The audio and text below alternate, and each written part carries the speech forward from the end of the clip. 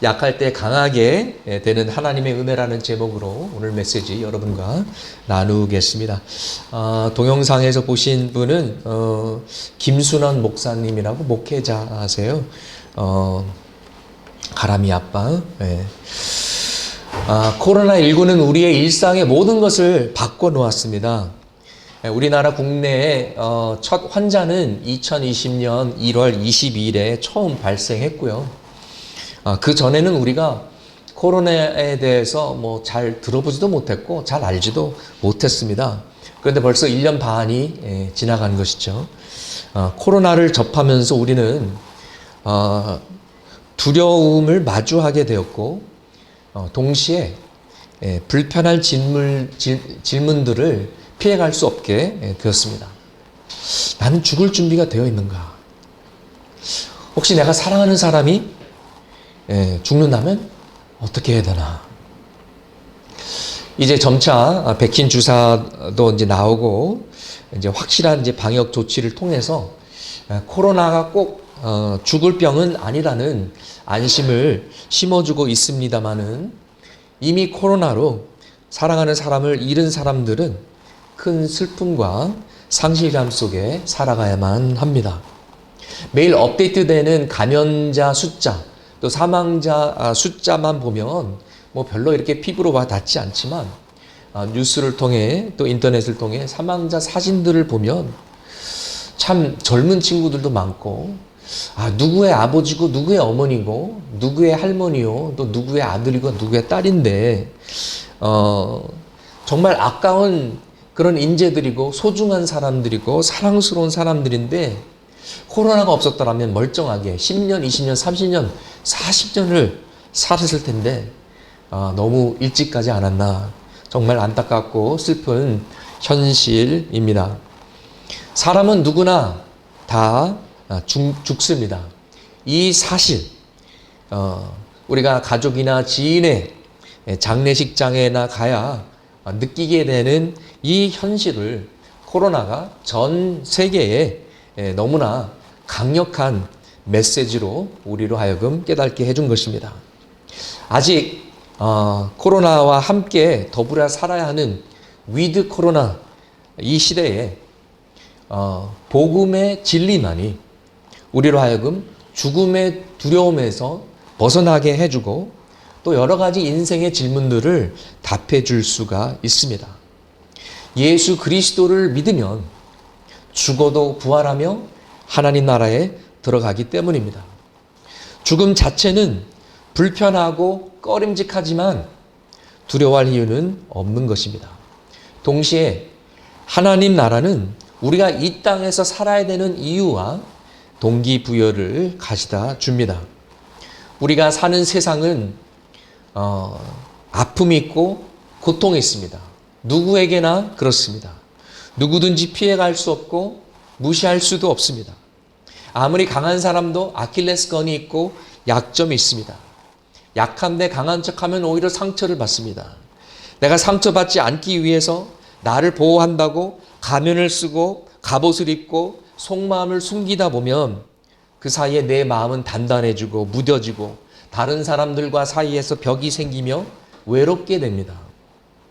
그러나 하나님의 은혜를 체험하고 하나님의 용서를 맛보면 나도 용서할 수 있는 용기와 은혜와 힘이 생기고 또 그 과정을 통해서 내 안에 있는 상처가 치유되고 내 안에 가득 찼던 분노와 죄책감 속에서 자유함을 얻을 수가 있게 됩니다.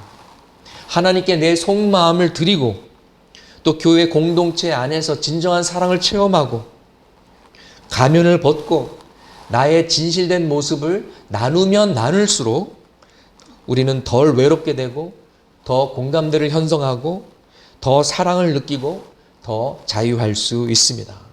우리는 주 안에서 약해도 강해질 수가 있는 것입니다.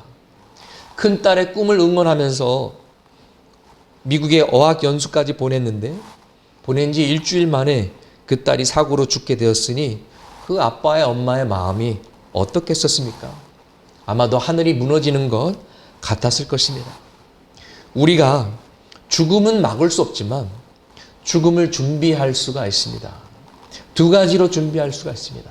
첫 번째는 복음을 아는지 확인하는 것입니다. 우리 자신부터 복음의 진리를 아는 것이고, 그리고 복음을 안 후에는 하루하루를 허투루 살지 않고 주님을 위해서 최선을 다해 사는 것입니다. 우리 자녀들을 생각할 때 정말 감사한 것은 정말 어려서 예수님을 영접한 것입니다. 우리 아들은 4살 때, 우리 딸은 5살 때 예수님을 영접했습니다. 너무나 어린 나이에 예수님을 영접한다고 우리 아들이 말하길래 네가 복음을 알아? 복음을 설명해 주지 않고 네가 한번 설명해 봐. 뭐 물어봤더니 차분차분하게 복음을 진짜 설명하더라고요. 잘 이해하고 있더라고요. 하나님의 은혜죠. 물론 우리 아들, 딸은 태어나서부터 교회 환경, 부모가 목사 사모니까 언제나 예배 가운데 있고 말씀도 들을 기회도 많았고, 그런 환경을 이제 지속적으로 이제 접하다 보니 이제 자연스럽게 이루어진 것이지만 너무나도 귀하고 감사한 일입니다. 우리 자녀들이 어리다고 과소평가할 것이 아니라 정말 어렸을 때부터 복음의 진리를 가르쳐야 됩니다. 그리고 우리가 서로 정말 우리 가운데 구원의 확신이 있는지 확인해야 됩니다. 오늘 죽더라도 하나님 나라에 들어갈 소망이 있는가? 여러분, 이것보다 더 소중한 것은 없습니다. 이 세상은 지나갑니다. 모든 것은 사라질 것입니다. 그리고 마지막 날 진짜 중요한 것은 예수 그리스도를 구세주로 아는가? 하나님 나라에 들어가는가? 그거밖에는 없는 것입니다. 오늘 본문 고린도 후서에서 사도 바울의 여러 가지 고난을 우리가 읽을 수 있고 또 그의 약점을 볼 수가 있습니다. 먼저 고린도 후서 1장에서 정확히 무엇인지는 모르지만 엄청난 어려움을 겪은 것을 알 수가 있습니다.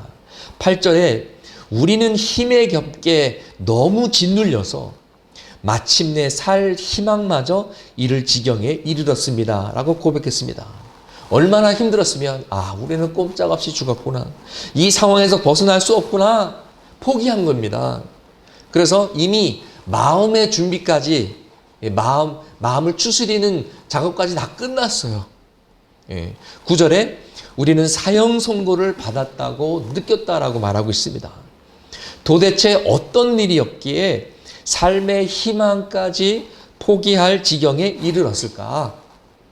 우리는 고린도 후서 11장에서 힌트를 얻을 수가 있습니다. 11장 23절 중간부터 제가 읽어드리겠습니다. 나는 수고도 더 많이 하고 감옥살이도 더 많이 하고 매도 더 많이 맞고 여러 번 죽을 뻔하였습니다. 유대 사람들에게서 마흔에서 하나를 뺀 매를 맞은 것이 5번이요, 채찍으로 맞은 것이 3번이요, 돌로 맞은 것이 1번이요, 파선을 당한 것이 3번이요, 밤낮 꼬박 하루를 망망한 바다를 떠다녔습니다. 자주 여행하는 동안에는 강물의 위험과 강도의 위험과 동족의 위험과 이방 사람의 위험과 도시의 위험과 광야의 위험과 바다의 위험과 거짓 형제의 위험을 당하였습니다. 수고와 고역에 시달리고 여러 번 밤을 지새우고 줄이고 목마르고 여러 번 굶고 추위에 떨고 헐벗었습니다. 그 밖의 것은 제쳐놓고서라도 모든 교회를 염려하는 염려가 날마다 있습니다.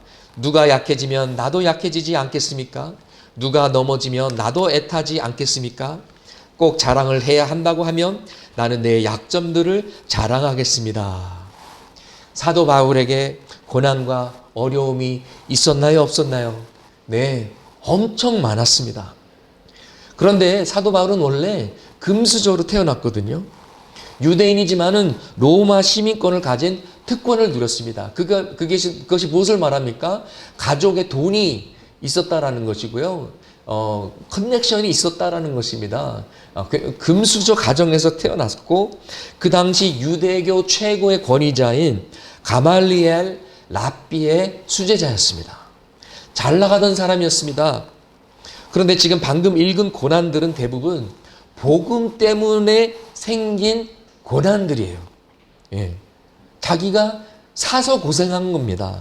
예수 믿는 것 때문에 이 정도면은 예수 믿고 복 받았다라고 말할 수 없을 정도의 생고생을 한 겁니다. 근데 도대체 왜 그랬을까? 도대체 왜 사소 고생을 했을까? 여러분 궁금하지 않으십니까?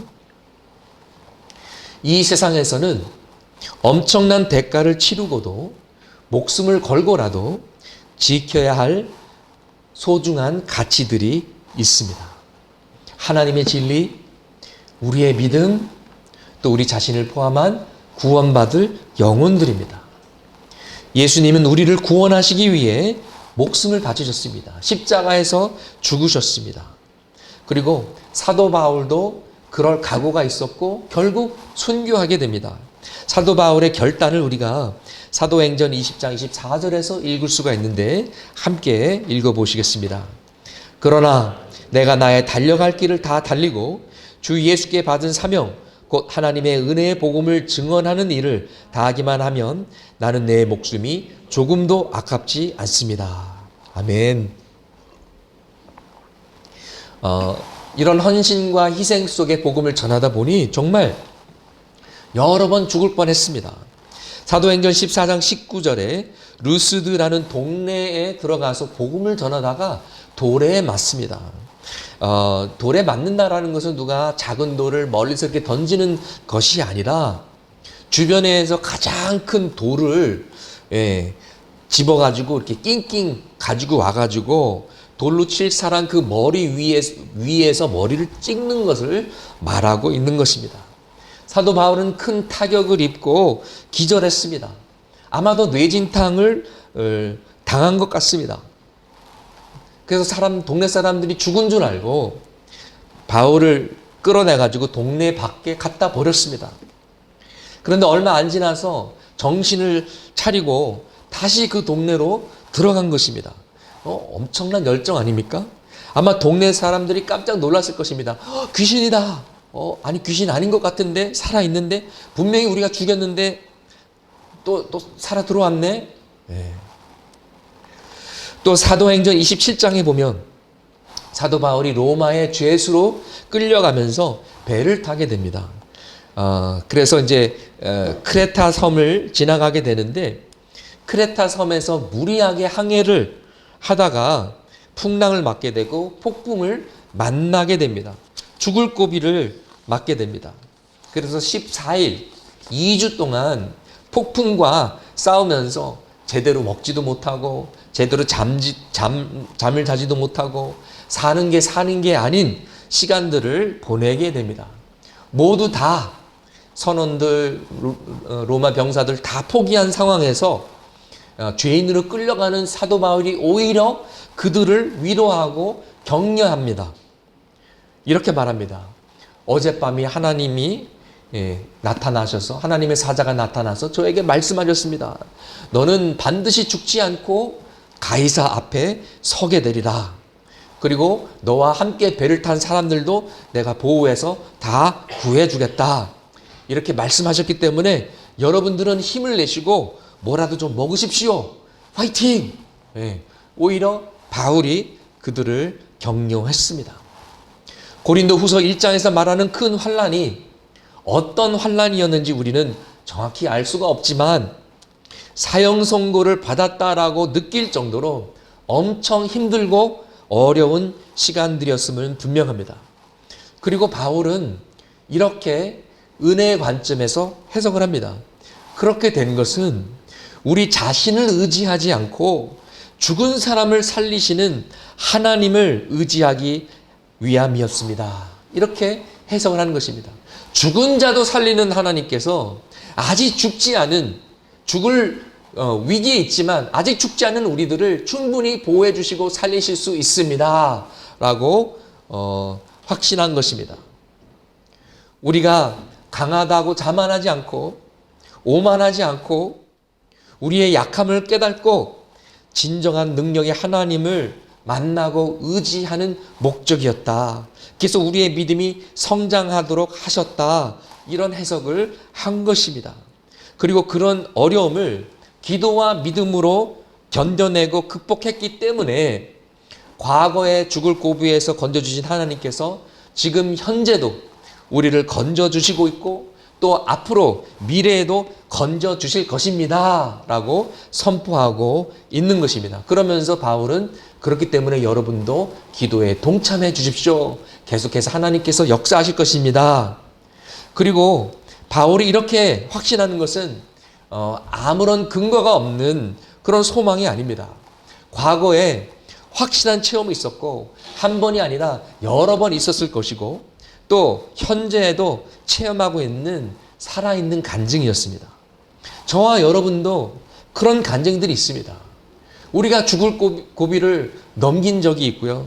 우리도 정말 죽을 만큼 고통받고 힘든 시간들이 있었는데 그 시간들을 다 견뎌내고 지금까지 살아온 것입니다. 우리도 인간으로서 누구나 할 거 없이 다 언젠가는 죽어야만 되는 사형 선고를 받았습니다. 또 동시에 죄 가운데 죽으면 심판을 받을 수밖에 없는 유죄 선고를 받았습니다. 그런데 하나님께서 우리를 만나 주셨습니다. 어떤 상황과 계기를 통해서 교회에 나가게 됐고 하나님을 만나게 됐고 하나님을 찾게 되었고 의지하게 되었습니다. 복음을 듣게 되었고 예수님을 구세주로 영접해서 구원받게 되었습니다. 할렐루야. 이제 우리도 우리의 과거와 우리의 모든 아픔을 믿음의 관점으로 해석해야 됩니다. 그렇게 된 것은 우리 자신을 의지하지 않고 죽은 사람을 살리시는 하나님을 만나기 위해서입니다. 하나님을 더 의지하기 위함이었다. 우리는 영적으로 죽었었는데 예수님을 만나고 새 생명으로 다시 태어나지 않았는가? 이 놀라운 복음을 고린도후서 4장 7절에서는 보물이라고 표현하고 있습니다. 우리는 쉽게 깨어지는 질그릇으로 만든 그릇처럼 연약하지만 우리 안에 복음이라는 보물을 간직하고 있다라는 것입니다. 그리고 이 엄청난 능력은 우리에게서 나는 것이 아니라 하나님께로부터 나오는 것이다. 그렇기 때문에 우리의 삶은 힘들어도 우리는 낙심하지 않습니다 라고 고백합니다. 동서남북 사방에 둘러싸여도 용기를 잃지 않고 답답하고 황당한 일을 당해도 낙심하지 않고 고난을 받는다고 우리가 하나님께 버림받은 것이 절대로 아니며 그렇기 때문에 우리는 넘어지고 쓰러지도 절대로 망하지 않는다. 절대로 포기하지 않는다. 그러면서 우리는 언제나 예수의 죽임당하심을 우리 몸에 짊어지고 다닙니다. 그것은 예수의 생명도 또한 우리 몸에 나타나게 하기 위함입니다. 이렇게 고백합니다. 중요한 진리가 있는데 왜 이렇게 수많은 고난과 고통을 당해야 하는가? 사도 바울과 일행에게 왜 예수의 십자가 죽음과 같은 고난이 있는가? 그것은 예수의 부활 생명의 역사를 위한 것이라는 것입니다. 많은 영혼들이 주님을 알기 위함이라는 것입니다. 한 영혼이라도 목숨을 바쳐서라도 구원할 가치가 있는데 그런 노력과 희생이 없이는 아무도 구원받지 못한다는 것입니다. 만약 예수님께서 이 땅에 오시지 않고 십자가에 가시지 않았더라면 우리는 어떻게 되었을까요? 만약 예수님의 제자들과 초대교회 성도들이 믿음을 위하여 복음을 위하여 순교하지 않았더라면 우리의 믿음은 어떻게 되었을까요? 연결되었을까요? 또 130여 년 전에 파란 눈 금발머리에 브라운 머리의 선교사님들이 우리나라 이 한반도 땅에 들어오지 않았더라면 어떻게 됐을까요?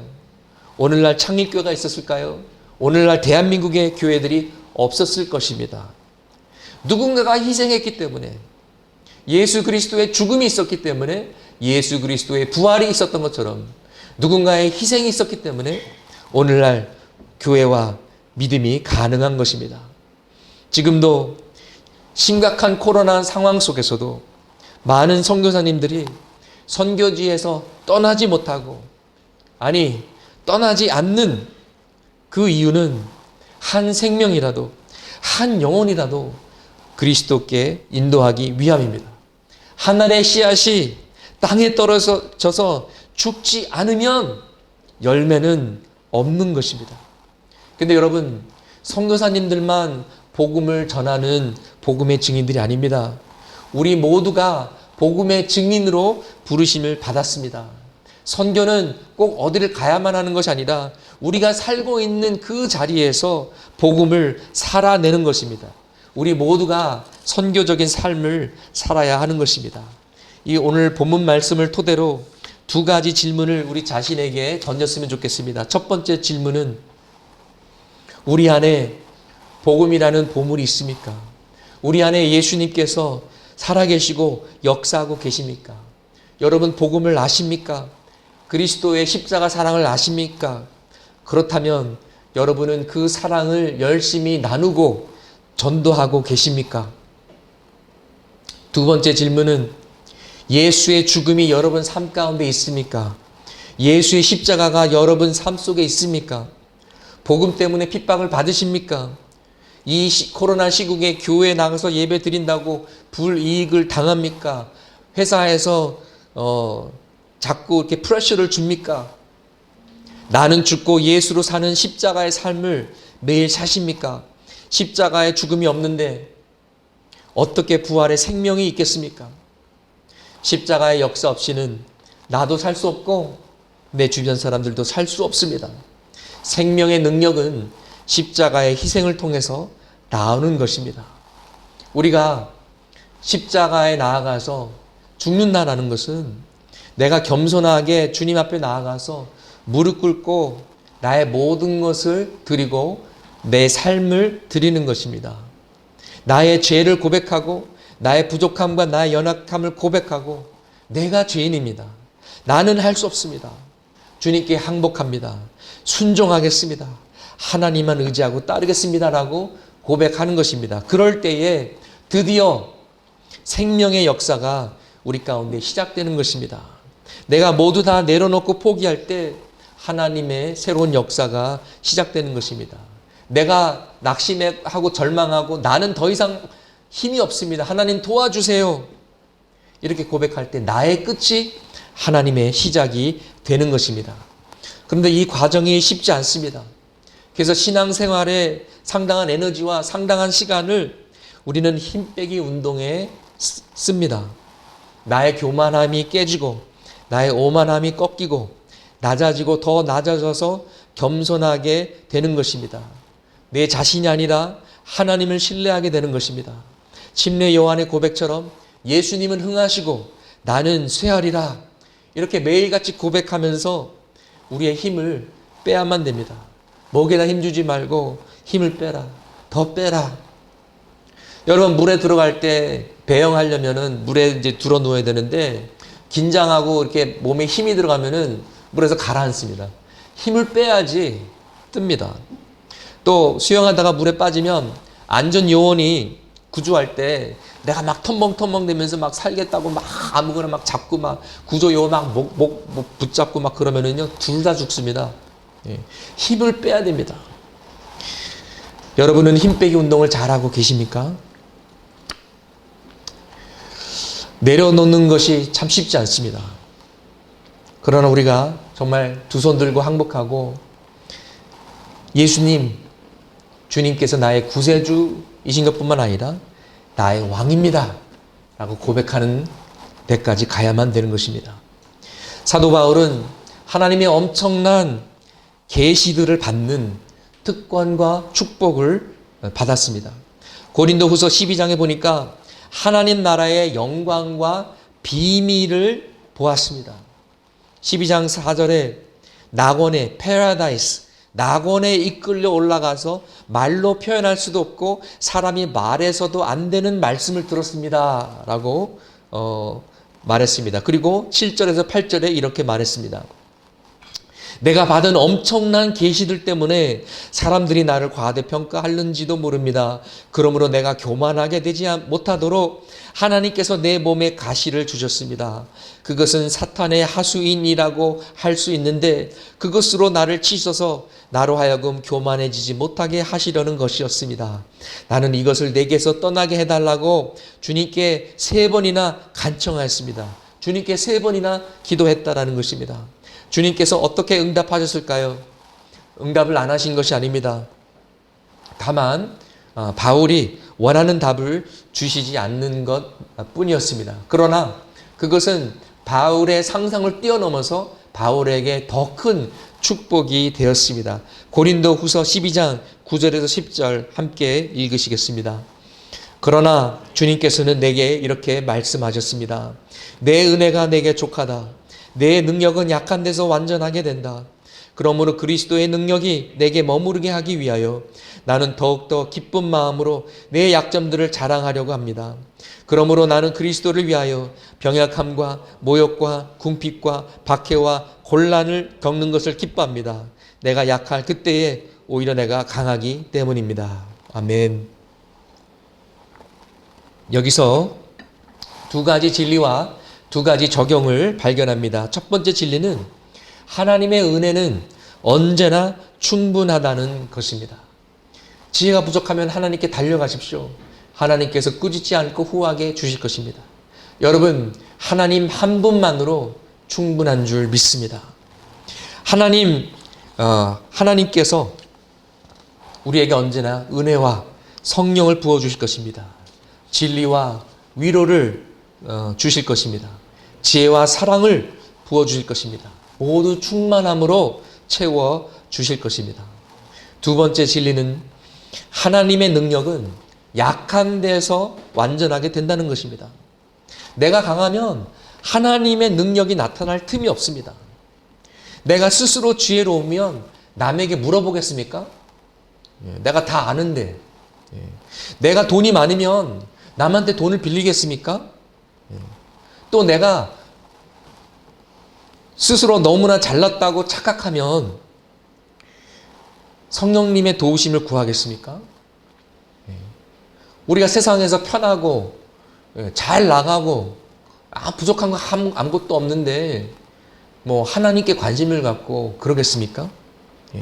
교회 교자도 관심 없다가 어떤 계기로 우리가 교회에 나오게 되고 복음을 접하게 되는 것이죠.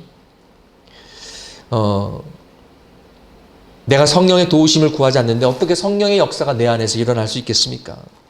내 안에서 십자가의 죽음이 없는데 어떻게 부활의 생명이 가능하겠습니까? 하나님은 우리가 강하다는 착각에서 벗어나도록 도와주십니다. 그것이 환난과 고난입니다. 두 가지 적용입니다. 첫 번째 적용은요, 여러분의 약함을 자랑하십시오. 야, 나 이렇게 부족한 사람인데 내가 하나님의 은혜로 이렇게 된 거야. 조철이 정말 부족한 사람인데 내가 하나님의 은혜로 목사까지 되었잖아. 야, 이건 기적이야. 정말 내가 젊었을 때 예수 믿지 않았으면 지금쯤 아마 양아치가 되었을 거야. 이렇게 가면 쓰지 말고 나의 속마음, 나의 약점도 드러내는 훈련이 필요합니다. 김양재 목사님께서 목회하시는 우리들 교회에서는 이거를 이제 목욕탕 목회라고 합니다. 목욕탕에 옷을 벗고 들어가듯이 우리의 부끄럽고 수치스러운 부분까지도 나누는 것입니다. 옷 하나씩 벗듯이 우리의 삶을 좋은 것만이 아니라 약한 것들, 창피한 것도 나누는 것입니다. 이것이 진정한 코노니아 교제입니다. 그리고 그 가운데 서로 정죄하지 않고 그냥 들어주고 오히려 하나님의 은혜의 통로가 되어주는 것입니다. 하나님을 대리해서 말해주는 것입니다. 당신은 하나님의 자녀요. 하나님이 당신을 사랑하시며 하나님은 당신의 죄를 이미 다 용서하셨습니다. 당신은 소중한 존재입니다. 응원해 주는 것입니다. 여러분, 진정한 친구가 무엇입니까? 어떤 사람은 친구를 이렇게 정의를 내렸습니다. 나의 약점과 단점을 모두 다 알지만 그럼에도 나를 떠나지 않고 옆에 있는 사람이 친구다라고 말했습니다. 친구는 나의 장점뿐만 아니라 약점도 다 아는 거예요. 그게 진정한 친구예요. 우리는 우리의 자존심과 얼굴을 지키기 위해서 교회에서 진짜 속마음은 절대로 이야기하지 않고 수치스러운 부분들은 감추고 좋은 것들만 얘기하고 서로 가면을 쓰고 만나기 때문에 그리스도 안에서의 깊은 사랑의 교제를 누리지 못합니다. 믿음의 동지들과 진정한 우정과 따뜻한 사랑을 맛보지 못합니다. 예수 안에서 서로 진정 응원하는 교회가 별로 없습니다. 교회를 와도 외롭습니다. 왜 그렇습니까? 서로 가면을 쓰고 만나기 때문에 그렇습니다. 우리 야고보서 5장 16절 말씀 함께 읽으시겠습니다. 그러므로 여러분은 서로 죄를 고백하고 서로를 위하여 기도하십시오. 그러면 여러분은 낫게 될 것입니다. 의인이 간절히 비는 기도는 큰 효력을 냅니다. 우리가 하나님께 죄는 고백합니다. 근데 성도들끼리 서로의 죄를 고백하지는 않습니다. 그런데 우리가 우리 죄를 서로에게 고백하지 않으면 낫지 못하는 병이 있다는 것입니다. 오늘날 우리 마음의 병은 심각합니다. 우리 영혼의 질병은 심합니다. 은이란 하나님과 올바른 관계, 이웃과 올바른 관계를 가진 사람을 말합니다. 우리 사이의 모든 죄가 고백되고 건강한 관계를 유지하는 것입니다. 샬롬이 존재할 때 그때의 기도의 능력은 어마어마합니다. 의인의 기도는 능력이 있다고 합니다. 그러나 우리의 기도가 막힌다면 우리 안에, 우리 공동체 안에서 썩어서 골아 터진 고름이 있기 때문일 것입니다. 오래 묵은 쓴뿌리가 있기 때문일 것입니다. 우리가 누군가는 용서하지 못하기 때문일 것입니다. 우리가 주기도문에 우리가 우리에게 죄 지은 자들을 용서한 것 같이 이 부분을 실천하지 못하는데 어떻게 하나님의 나라와 하나님의 역사가 우리 가운데 임할 수 있겠습니까? 주기도문 한 줄도 순종하지 못하는데 어떻게 기도의 역사가 임하겠습니까? 우리가 갈 길은 멉니다.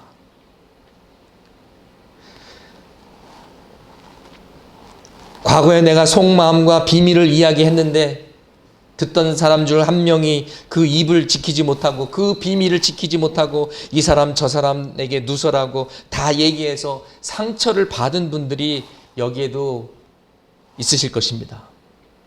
내가 다시는 그러나 보라. 내가 절대로 내가 속마음 비밀은 내가 얘기하지 않으리. 그리고 마음문을 닫게 되었을 것입니다.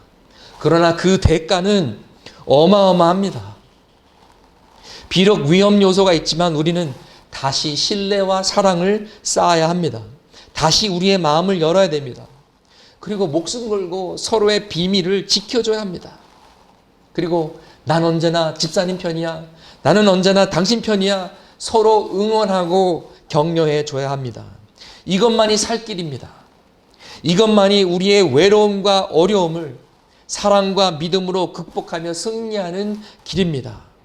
그리스도인 혼자서는 넘지 못하는 산이 있습니다. 오직 사랑 가운데 연합된 공동체만이 이룰 수 있는 사역들이 있습니다. 제가 미국에서 섬기던 교회에서 몽골 선교 다녀온 후에 미국으로 들어가기 전에 이제 비행기 한국에 들리니까 잠깐 시간이 있어서 선교팀 모두와 함께 찜질방에 갔습니다.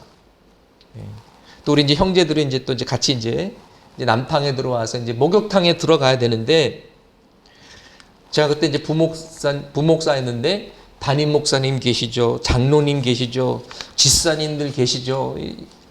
여간 어색한 게 아닙니다. 더군다나 저는 미국에서 34년을 살았기 때문에 목욕탕 문화가 익숙하지 않는데 차라리 모르는 사람들이라면은 목욕탕에 들어갈 수 있을 것 같은데 너무 창피한 거예요.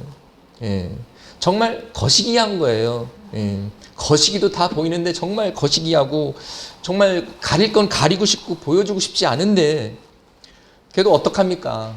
처음에는 어색했지만 다 같이 이제 목욕탕에 들어가고 서로 너도 사람 나도 사람 너도 남자 나도 남자 다 같이 이제 그 따뜻한 물 속에 앉아 있는데 생각보다 너무 좋더라고요. 아, 이런 일도 가능하구나. 예. 처음에 어색함과 부끄러움만 견뎌내면 이런 친밀함을 체험할 수 있구나. 이것을 함께 겪고 나니까 더 친해졌어요. 더 가까워졌습니다. 뭔가 벽이 하나 무너진 듯한 느낌이었습니다. 우리가 최근에 목장 모임을 가지기 힘듭니다. 그래도 계속 방법을 찾아서 모이길 소망합니다. 온라인 줌으로 모이시고요. 뭐 4명씩 쪼개서 뭐 밖에 나가셔도 좋고요. 또 예배 오면은 이제 마스크 쓰고 우리 잠시라도 인사 나누고, 어떻게든지 우리는 모임을 이어가야만 합니다. 그리고 한 가지 방향과 목표를 세웠으면 합니다. 가면을 하나씩 벗고 조금씩 마음의 문을 열고 신뢰와 사랑을 쌓아가길 원합니다. 그래야 속에 있는 어려움도 나누고 정말 힘들 때 서로 위로할 수 있지 않겠습니까? 서로의 문제도 모르고 서로의 아픔도 모르는데 어떻게 기도해 줍니까? 아까 봤던 동영상처럼 우리 교회에 오시는 분들, 지금 여기에 계신 분들 어떤 상처가 있는지, 어떤 어려움이 있는지 자신이 열기 전까지는 몰라요. 어떤 목사님처럼 딸을 미국에 보냈는데 간지 일주일 만에 잃어버리는 그런 아픔이 있는데, 그저 한다는 얘기가, 요즘 날씨가 참 더워졌죠? 에어컨 켜지 않으면 너무 더워요. 요즘 참외랑 수박이 제철이라 참 맛있네요. 이런 얘기만 하지 말자라는 것이죠. 그러면 그건 가짜예요, 가짜. 정말 사랑의 하나님 믿는 거 맞아요? 우리가 그리스도의 제자 맞아요? 우리 교회 맞아요? 더 깊이 들어가야만 됩니다. 진짜가 됩시다. 조금 위험하지만 한 발자국 서로 더 다가가기를 원합니다.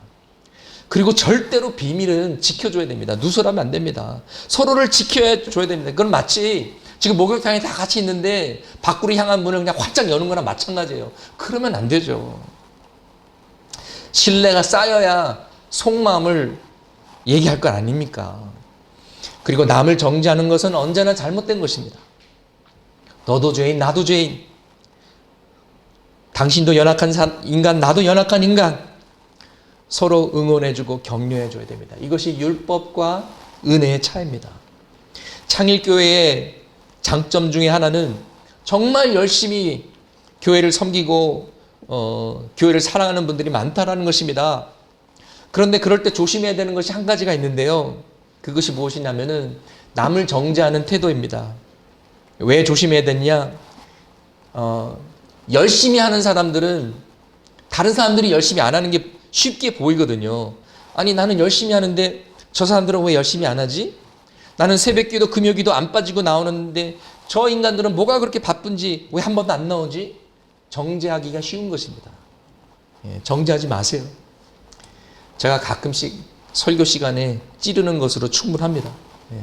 그리고 그것도 정죄가 아니라 사랑의 권면이죠. 우리가 영적으로 기울이지 말자. 주님 오신 날이 가까웠는데 우리 분발하자. 그런 도전과 격려의 말씀인 것입니다. 있는 모습 그대로 받아주는 것이 은혜이고요. 당신이 변하지 않더라도 끝까지 사랑할게, 이것이 조건 없는 사랑입니다. 그런데 놀랍게도 이런 은혜, 이런 사랑을 체험하면 변합니다. 이런 하나님의 은혜와 사랑을 맛보면 그 모습 그대로 죄인의 모습으로 남아 있을 수가 없습니다. 이것이 하나님의 은혜와 사랑의 능력인 것입니다. 할렐루야. 두 가지 적용을 말씀드렸습니다. 약점을 자랑하라. 목장 모임에서 마음을 더 열고 더 깊이 들어가자. 그리고 서로를 조건 없이 응원하고 사랑하자. 우리가 하나님의 은혜로 약해도 강해집니다. 우리가 하나님을 의지할 때 우리가 약해도 강해집니다. 우리가 혼자가 아니라 나를 사랑해주고 나를 위해서 기도해주고 나를 응원해주고 지지해주는 믿음의 형제 자매들이 있으면 나 혼자는 약해도 공동체로 뭉칠 때 우리는 강해질 수가 있는 것입니다. 하나님은 영원히 우리 편입니다. 지금도 어려운 시간들, 상처와 또 여러 가지 기도 제목을 가지고 계신 분들 계십니다. 주님께서 우리에게 이렇게 말씀하십니다. 이사야 41장 10절 말씀입니다. 두려워 말라. 내가 너와 함께함이니라. 놀라지 말라. 나는 내 하나님이 됨이니라. 내가 너를 굳세게 하리라. 참으로 너를 도와주리라. 참으로 나의 의로운 오른손으로 너를 붙들리라. 아멘. 우리 함께 기도하시겠습니다. 나 자신을 의지하지 않고 하나님을